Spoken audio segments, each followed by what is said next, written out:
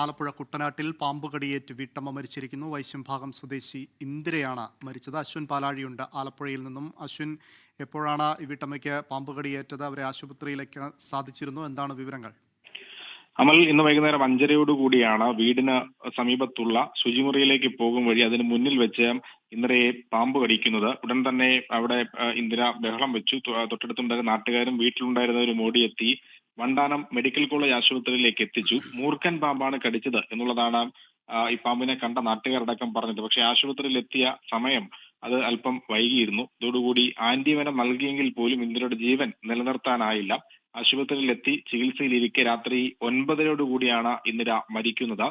ഈ വീടിന് സമീപത്തെ ശുചിമുറിക്ക് സമീപത്തുള്ള ചെറിയ കാട്ടിൽ നിന്നാണ് ഈ പാമ്പ് അവിടേക്ക് എത്തിയത് എന്നുള്ളതാണ് പ്രാഥമിക നിഗമനം. എന്തായാലും ഇന്ദിരയുടെ ജീവൻ രക്ഷിക്കാനായില്ല എന്നുള്ളതാണ് ദാരുണമായ സംഭവം.